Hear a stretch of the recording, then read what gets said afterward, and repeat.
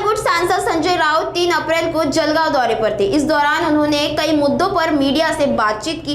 राउत ने 3 साल पहले उम्मीदवार तय करने की सलाह वाले बयान पर भाजपा नेता नवनाथ बन ने तीखा पलटवार करते हुए राउत को आड़े हाथ लिया। साथ ही शिवसेना उबाटा गुट में दोगलापन होने की बात कही। यह बयान बन ने मुंबई में आयोजित एक पत्रकार परिषद के दौरान दिया। गौर से सुनिए बन का राउत पर पलटवार बयान।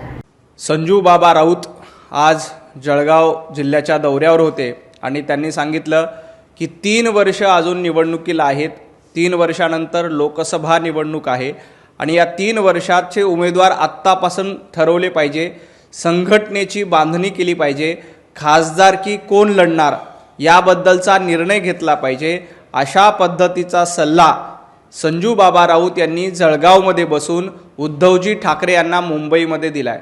कारण उद्धवजी ठाकरेंना घराबाहेर पडतात, आदित्य ठाकरे घराबाहेर पडत नाहीत, परंतु संजय राऊत स्वतः घराबाहेर पडलेत आणि जळगावमध्ये बसून सांगतायत की 3 वर्ष अजून निवडणुकीला आहेत, आपण संघटन बांधणीकडे लक्ष दिलं पाहिजे।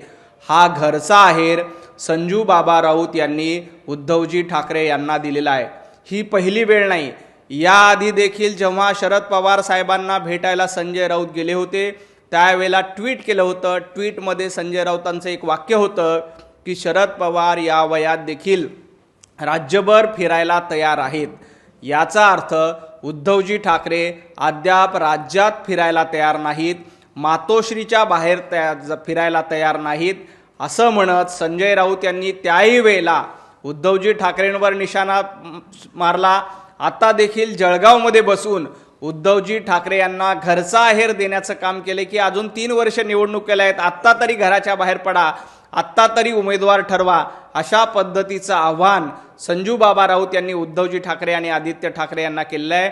त्यामुळं उभाटा गटातली असलेली दुफळी पुन्हा एकदा जळगावच्या पत्रकार परिषदेच्या निमित्ताने चव्हाट्यावर आलेली आहे।